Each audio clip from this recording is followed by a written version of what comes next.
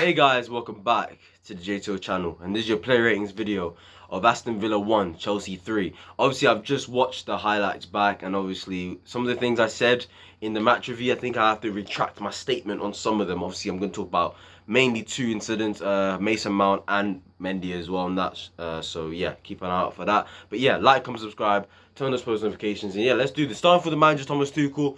The lineup, again, Pulisic up front. You know, I knew he would do that, but me personally, I probably wouldn't have wanted that to happen. You probably would have preferred Lukaku to start in a game like this, considering the impact he had in the 45 minutes. Other than that, I was happy with Cho starting, I was happy with Mason starting, happy with the whole team. Yeah, probably except for the fact that he was playing Pulisic as the striker. But in the second half, I give him massive credit for tactically changing it. You know, Chalobah had to go off, so he adjusted it, putting Pulisic right wing back, Rhys James at centre back, Lukaku in the forward line leading it, and changed the whole game, and we were so much better in the second half. So I gotta give Tuchel credit for that. I am gonna give him a 7 for today, Thomas Tuchel. We move on now to the goalkeeper, Edouard Mendy. And in my opinion, look, the goal, I've looked at it back, yeah? I can understand why people are criticising him, but at the same time, it's like the ball came in so fast. And the way it changed direction as well, Mendy did not expect it. But then at the same time, as a goalkeeper, you should have learnt your lesson from a couple weeks ago. Masuaku literally done something similar, except it didn't come off a Chelsea player. So I think to myself, Mendy, you should be on your toes. And considering how close he is to the ball, you're 6'6", man. You should be doing better. So it's like, I'll cut him a little bit of slack because of the deflection and how the pace of the ball was insanely quick. To the point where, like, yeah. But at the same time, you're 6'6", you should be on your toes constantly as a keeper. So I don't know about that. It was a bit annoying. Other than that, he didn't have much to do. They didn't create many chances, Villa, that made you think, oh, what a save, Mendy. So I'm just going to give him a 6 today, Mendy. Move on to the back line now. Obviously, Antonio Rudiger, the left-sided centre-back. In my opinion, I thought he had a defensively good game. I thought, you know, for the amount of times Alonso exposed himself in that first half, I thought he done a lot of work, and he done a lot of good work as well. 1v1, I felt like he pinned them back, made them go sideways.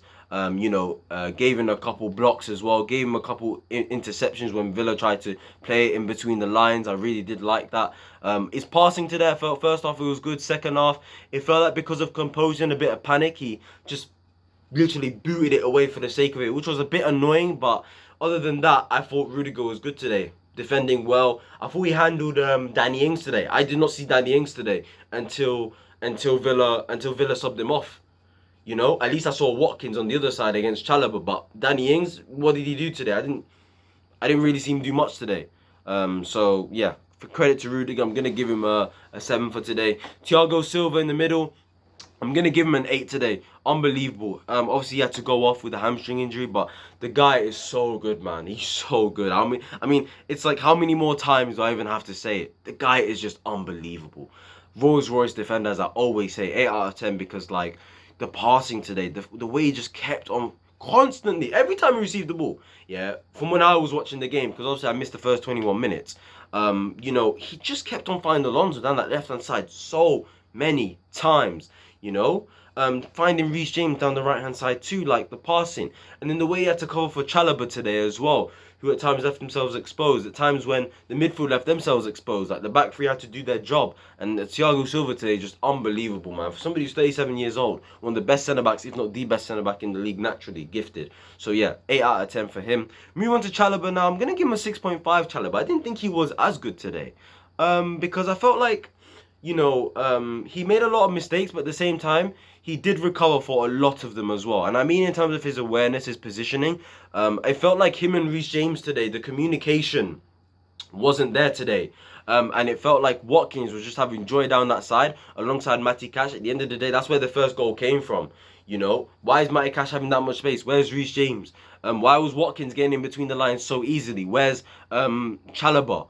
Do you get what I'm saying? But at the same time, he made up for it, made a couple decent blocks, a couple interceptions, couple tackles as well. So overall, it was okay from Chalobah. Unfortunately, he had to go off. I think he was due to injury, apparently. So that was really unfortunate, considering he's been playing really well all season. But yeah, I'm going to give him a 6.5 for today. I do expect more from him, but hey, he still has a lot of room to improve. And yeah, it wasn't as awful as maybe I'm pointing it out to be, but that was just based on what I was seeing in it. So yeah, you guys may have a different perspective. Tell me in the comments down below if you think I'm chatting wallop. Move on to the wing backs now. Rhys James dropped a stinker today, man. Up until he moved to right centre back, he dropped a stinker today, bro. Like, honestly, at right wing back, the guy was exposing himself. He's let him. I mean, for the goal, for God's sake, Rhys, man. Like, why is he even where he is? Why is he even there? Why is he even there? Why is he not in his right wing back position? You know, just let Matty Target had all the space in the world to cross it in. Why? And then he tries to head it away. I understand that. I can't blame him too much for that. It's just unlucky. A lot of players tried to head the ball away or tried to kick it away. You saw Janssen early in the week tried to kick the ball away for Brentford, but it went in the back of the net. It's just unlucky. But even on the ball today, his weight of pass was shocking. His crossing was shocking. Defensively, leaving himself exposed. Just for Rhys James' standards today, it just wasn't good enough. And yeah, I expect him to do better. But when he moved to right centre-back, I thought he was a lot better when he handled Watkins. I thought he handled Watkins a lot better when he was in that right centre-back position. A lot better than when Chalobah did. And I felt like him and Pulisic were, the communication was there. And, clearly, it was pretty good from Rhys James today. He didn't allow anything to go down that side as much. So yeah, I'll bump that up a little bit. So for that reason, I'll give him I'm gonna give him a 5 today, because I did feel like right wing back was like a number 2, like literally, like the rating would have been a 2 if he had stayed at right wing back. But because he was good at right centre back, I'll give him a 5. Marcus Alonso improved in the second half. First half, based on what I've seen, dropping stinkers, committing fouls, losing the ball, not linking up with Carla Muttenberg at all. In which, as much as I will criticise Callum in the first half, Marcus Alonso wasn't helping him at all. It felt like after the goal, though, he stepped up defensively and going forward. Obviously, he gave the ball to Callum to win the penalty. I felt like he linked up with Lukaku well, kept on finding him as much as possible, which I did like. And I felt like the link up with Carla Muttenberg and keeping the ball, combining with each other and just being smooth, not doing anything stupid, was good from Alonso. So for that reason, I thought he was better than Rhys James overall today. So for that reason, I will give Alonso a 6.5. We move on now to the midfield. N'Golo Kante had to go off, obviously. We want to protect him. But today I thought he was... Kante was interesting today. I'm going to give him a 7. The reason I'm going to give him a 7 is because I felt like at times he was good in terms of the intensity. He was winning the ball back high up the field. He was all over the pitch, working hard as always. But then it felt like at times as well, him and Jorginho as a pair left themselves exposed defensively in the first 30 minutes. It was after we scored, it felt like everybody raised their level up and we performed a lot better. Kante all of a sudden now in the second half especially, linking up with Pulisic, Mason, finding those passes that would lead to good crosses into the box.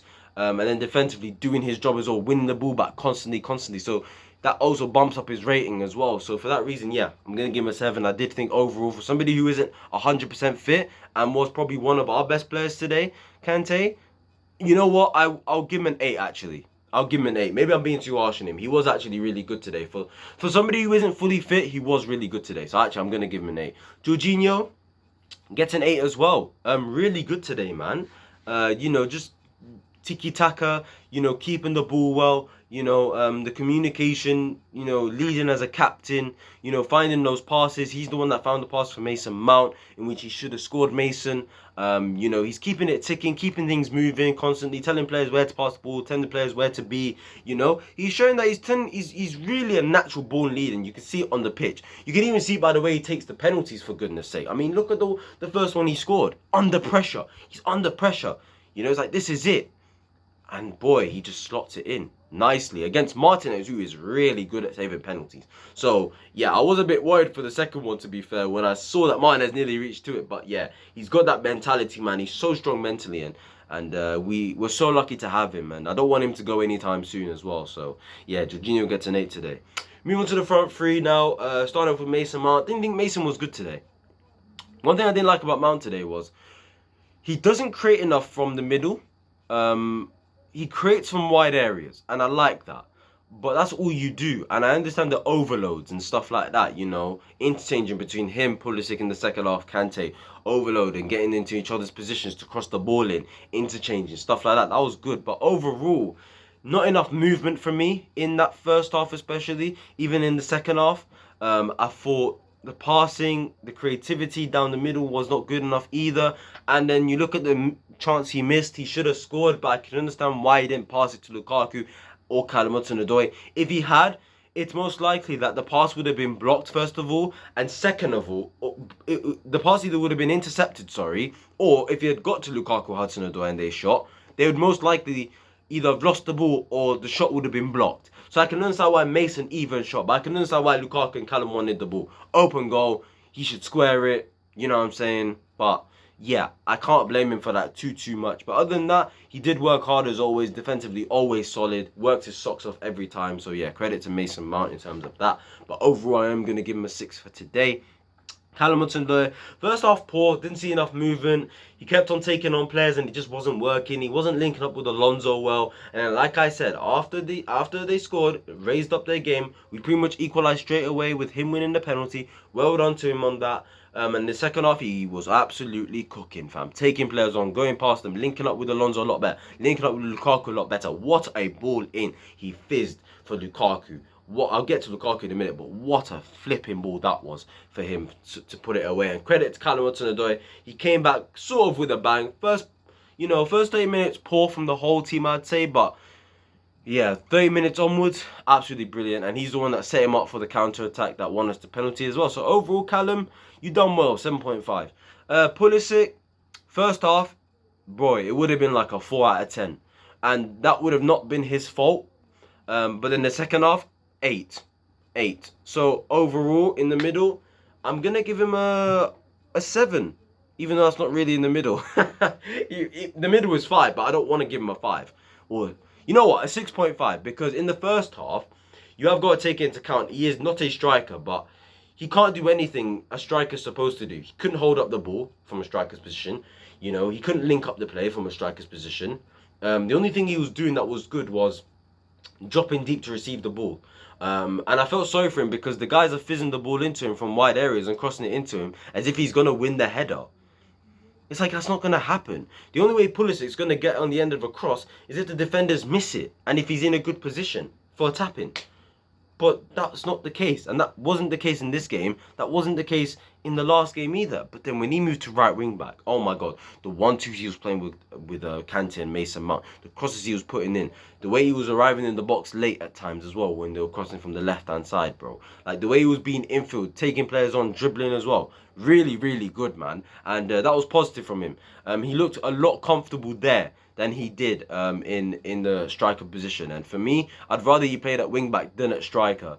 But hopefully he can get some chances on the left wing. But with the way Cho performed from the 30th minute onwards, the way Lukaku was today, and the way Mason Mount, obviously in general, is our important player, don't think he will be getting that chance. But yeah, we'll see. Move on now to the subs. Kovacic, really, really good, taking players on. It was good that he set up Carla Muttenberg, who, by the way, should have scored that goal. I don't know how he should have done so much better with that. But overall, Kovacic gets a 7, taking players on, defensively solid. I was a bit worried without Kante defensively, but overall, we looked just as better with Kovacic. Nothing really changed, and we didn't allow them to go through, and that's down to Kova and Jorginho and just the team structure and the defensive structure as well. Going forward with the ball, finding good passes, at times didn't, but overall, good from Kovacic. He gets a 7. Lukaku, 9. Man of the match. Don't care if it was 45 minutes. He did everything I wanted. He held up the ball. He linked up the play. He gave combinations. He was making runs on the left, on the right, down the middle. You know, he was bullying Mings for the goal. He bullied Mings for the goal. He bullied Matt Target for the counter attack when he won the penalty, and then he bossed Kante. He couldn't do anything, and he won the penalty as well. Perfect striker's performance, and that's what I want to see from him every single week. If Lukaku does that every week, we are not going to talk about fluidity. Fluidity would not even be a topic, okay? We would look fluid, but the only way we can look fluid with Lukaku is it's down to Lukaku. If he can make runs down the channels, if he can link up the play, if he can hold up the ball, if he can make runs in behind, and if he can get in good goal-scoring positions, if he can drop deep to receive the ball, which he's done well, then we'll be fine with him playing up front. We're going to be okay. We'll score loads of goals, and hopefully we can be back in this title challenge. But if he's not doing that, if he's having a bad game and he just sits there and waits for the ball, then I'm sorry, he's going to be useless. But if he does what he done today, he's going to cook for sure. So yeah, he gets a 9 today. Perfect performance. Like, comment, subscribe, guys. Tell me your player ratings down below and your opinions. Did anyone else come on? Christensen came on. He gets a 7. He was solid. He done what he had to do. Not really much to say. He didn't do anything special. Didn't do anything bad. So yeah, Christensen gets a 7. But yeah, guys, like, comment, subscribe, turn those post notifications, follow my social media down below. Tell me your player ratings down below. Yeah, I'll see you guys in my next video. Come on, Chelsea. We got the all-important win.